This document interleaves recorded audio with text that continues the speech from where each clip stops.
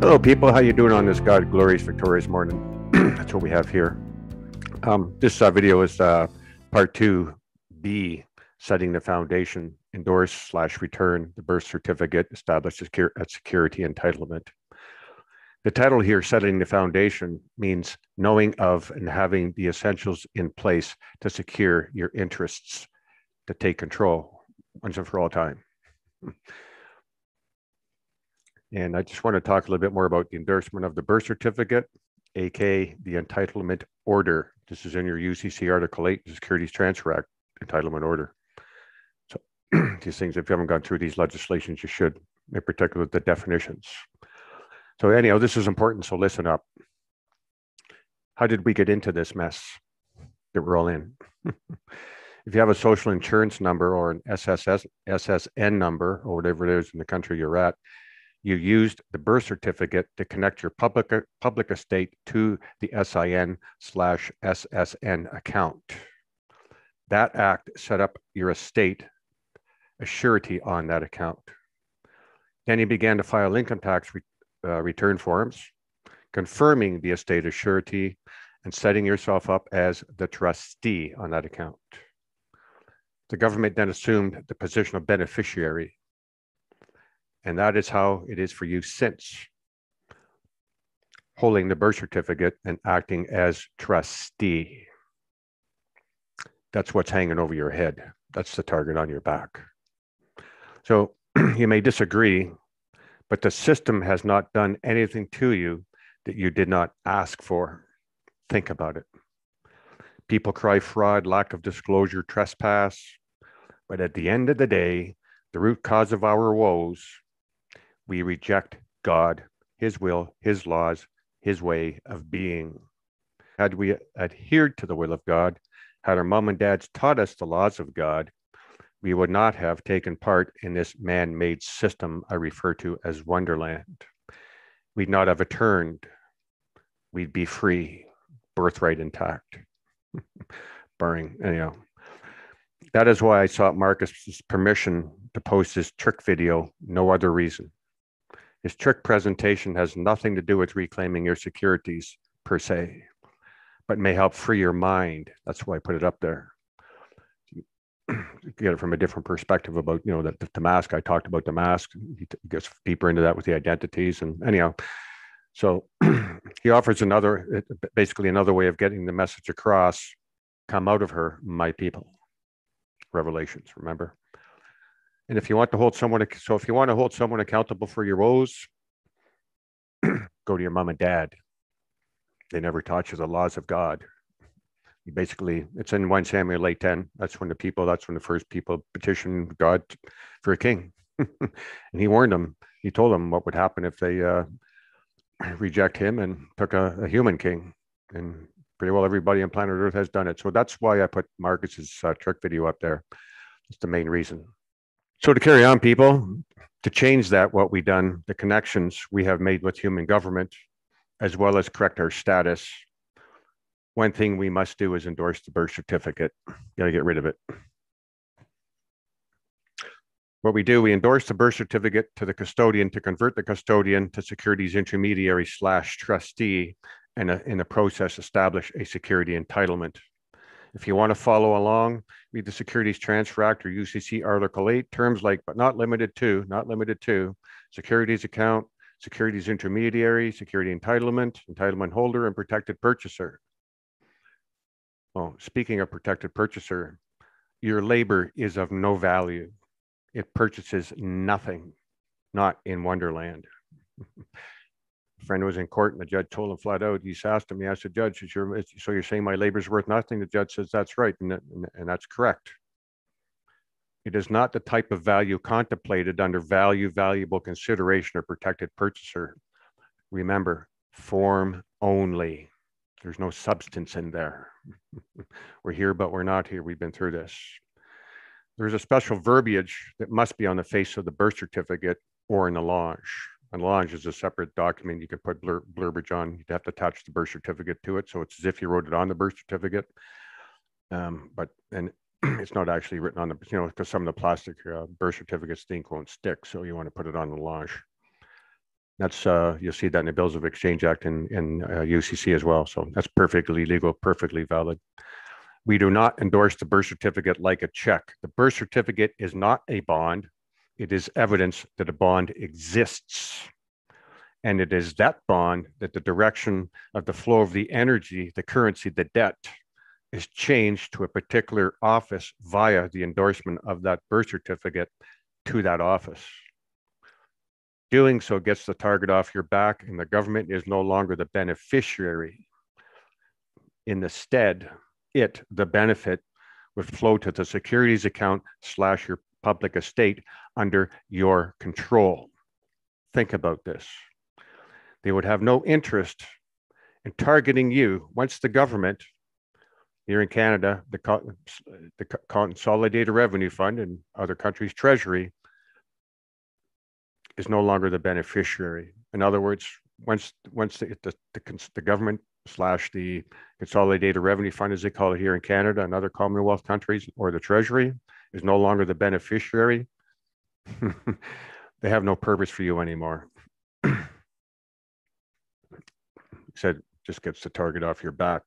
Remember, the public has no money. So the bond I mentioned, although not issued by you, is backed by your public estate. I like to call that the tree.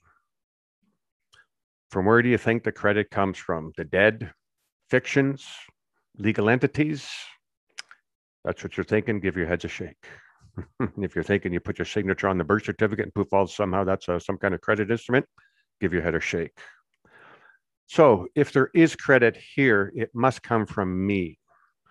My endorsement on the birth certificate does not convert the birth certificate into some sort of credit instrument.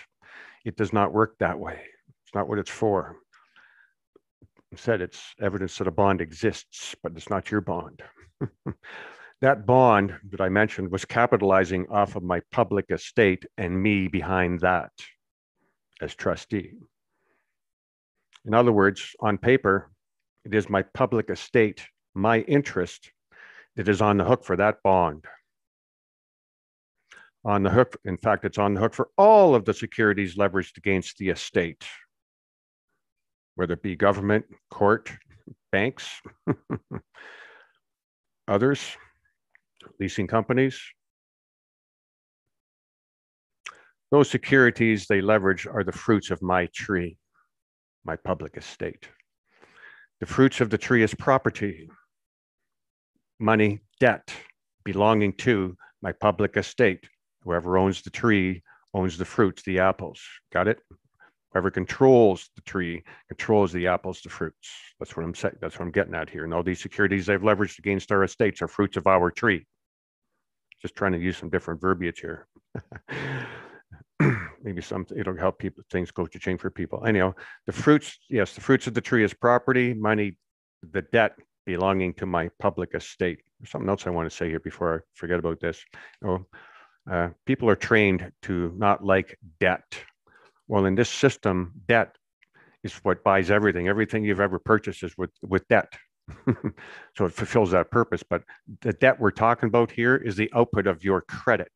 It's what you got to get back to zero the accounts. The accounts are to be at zero at the end of the day. None of yours are. So debt, and that's why Donald Trump loves debt. He knows, well, I don't know what he knows, to be honest, but we got a clip of he loves debt, and I do too now, that I understand where it comes from. It comes from my credit, so it's my debt. Get it? In the name of and through the estate, of course. Just like God works through us, we work through that. We're like mirror fictional images. We're images of God, and my public estate is an image of me. Not me, but it's an image of me. It's just God, man, image of me. Private estate, public estate, God. Oh, there's the public. Anyhow, this is the basis of reclaiming your securities. Why taking control is paramount. You want to get the fruits of those trees. You're claiming the fruits of those trees. Fruits of your tree. And of course, you got to start with the foundational security, which is the tree. That's what I call it. That's what I mean here.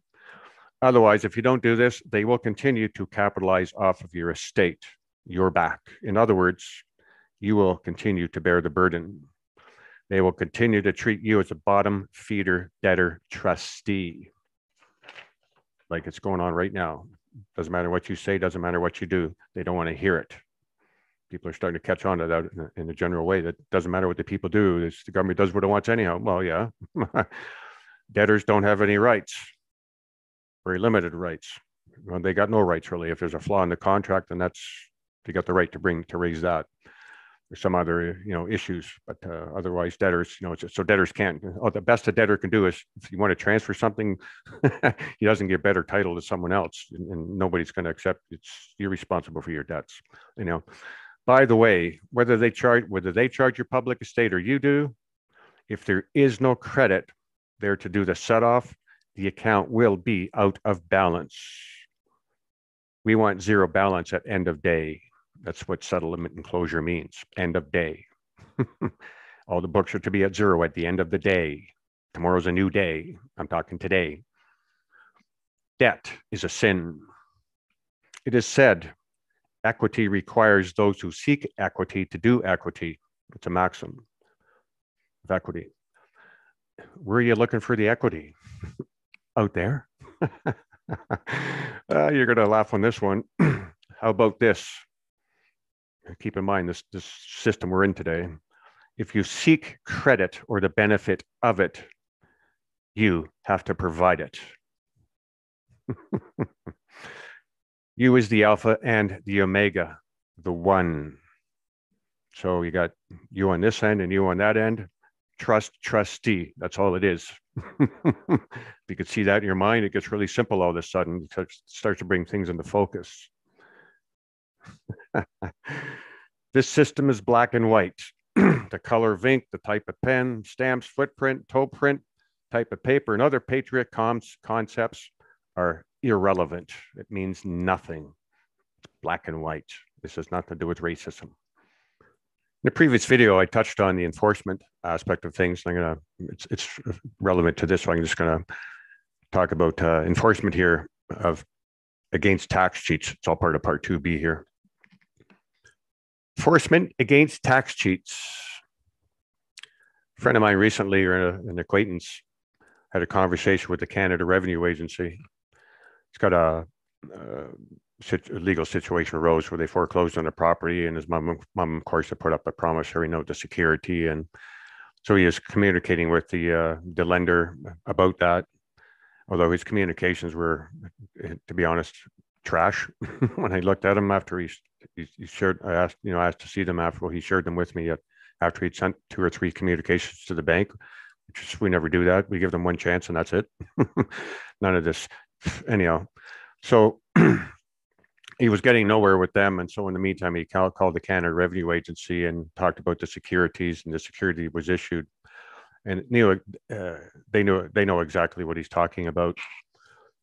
And all they wanted to get from him was the information. They asked if he had a copy of the note and other information so they can go after the tax cheat. They're happy to go after the tax cheats, but you need to raise it. If you don't go after to reclaim your securities, there's nothing for them to go after.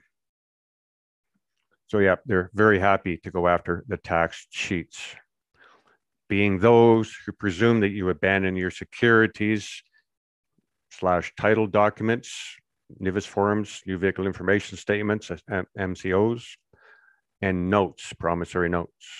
That's not limited to that, but that's the general ones, most well known. We're talking the disposition of property and the requirement by the tax law, the code, to report the disposition of property. They never do. You can go back to your 18th birthday with respect to reclaiming here. All of it, all those loans, mortgages. Okay. When I said earlier that you're on this end and this end, you're there, but it's all done in the name of your estates. Your state. That's what they see, not you. But of course, you're in control. That's what I meant by you on this end and this end. And there's your credit coming into the mine. Leave that for now. I said, we do not go to court. We do not fight. We do not argue. We do not try to drive a point home or change the system. No need for that. The Canada Revenue Agency, the Internal Revenue Service, or whatever name the tax department is where you is, can be your friend. You need to step up. So once you know what constitutes a promise to pay, and some are not so obvious, you can reclaim your property, the fruits, the funds, the debt, which includes your share of the national public debt. It is what they owe your estate because of the leveraging they've done against your estate. They likely presume you'll never figure this game out, let alone make the claim. Reclaim your securities. Reclaim your securities is, to my knowledge, the ultimate debt elimination. And it's not exactly, some of you might misinterpret what I'm saying here. It's the system, everything in the system is backwards. You know, how I see things, the system is backwards, you know, being a man, looking from the eyes of a man. Well, in the system, it's opposite and upside down and inside out from that. Probably heard that before, but anyhow, by that I mean not what you believe you owe, but what they owe your public estate. Think on that, what I just said. However, before you can do that, make the claim, get the tax department involved, or anything mentioned in our YouTube videos, there are things to be aware of. And I would like to put these things, this information, out the general public here. But I will not, I cannot. Not on a platform open to the general public, and it's got nothing to do with the money. It's my ass on the line. Some people don't get it. You can obtain an information pack if you want to fill in the blanks or figure it out on your own. Lots of information in these videos. I just want to make it clear here. There are other things to be aware of. And if you have not done so, I suggest you go to our blog, restorethekingdomofgod.blogspot.com, and click on the Uniform Securitization Scheme button. There's 3 buttons there. Read that document. It provides an exceptionally good description from the ground up what the heck has been going on from the time of your birth, the birth event, the time you were born, what they do, how, the form, the paper trail, the leveraging, etc. Opening of accounts, legalization, certification, securitization. There are also two other click here buttons at the blog there, so make sure you be sure to click on them as well. So we're going to end this video, this bit on the endorsement of the birth certificate, with the following. This is for you to think about. How does man get his credit into the system, the trust he is neither in nor of? Furthermore, how does he get the benefit of it? Yeah, we can help you with that, with the understanding these things through our self-education information package, Zoom meetings, and discussions. And although we don't provide fillable templates, we do provide, I call them templates for guidance. Templates for guidance, not to be just duplicated. I said before, if they see that you're duplicated, it's copying stuff, a bunch of people copying from someone, you're gonna have a pretty good idea that you don't know what you're doing, and for sure you're going to be tested. And if you don't in fact know what you're doing, don't have the understanding of the principles and the concepts, well, your chances of success are pretty slim, in my estimation. That don't let me deter you from trying things. That's not my call to make. And one last thing, actually, I want to mention here that comes to mind. It proves they see form only, or proves it to me, satisfies me without doubt. They see form only, not the house. This is about a house. We moved to this town in 1990. We purchased a property in the bush, $35,000 for 1 acre. $35,000, bear that figure in mind. And we contracted with a local builder to build the house. We got the plans, blah, blah, and made some adjustments, and anyhow, and gave them a deposit. It's funny that they told them we would be in with a cash deposit. Well, we walked in with a brown paper bag full of cash. Business was good. Anyhow, and they were kind of shocked. So they won't have to count it all. It was kind of funny. But anyhow, so we contracted for them to build a house, and they built the house. And we moved in. It was August 1990. The project started in September 1989. So move in August 1990, and shortly after moving into the home, we get the insurance policy from the insurance company with respect to insurance on the house. And the cost was $135,000 to build the house. It was a big house, 3,400 square feet. And that was the prices back in them days. So I get the insurance. So 35,000 for the land and $135,000 for the house. So I get the insurance policy and I'm looking, I'm thinking, they've insured it for $170,000. I don't remember how I knew that, but I knew you cannot insure land. You can't insure land. They don't insure land. They insure the house, but they won't insure the land. So I'm thinking, this isn't right. It was only $135,000 for the house. That's what it should be worth. So I called up the local agent in town about that and explained the discrepancy, based on my understanding. And she says, well, you don't understand. And I don't remember where the conversation went from there, but I get it now. A few years back, I finally went cha-ching. You see, had nothing to do with that. The $35,000 for the land, that value was added to the value of the house to create a marketable security worth $170,000. Because if somebody comes in to purchase that property, like if we sell it, and we did, somebody comes in to purchase it, they're going to pay, for example, if we were to sell it for $170,000, they would pay $170,000. And but it's the paper again. It's the form. What's on the form?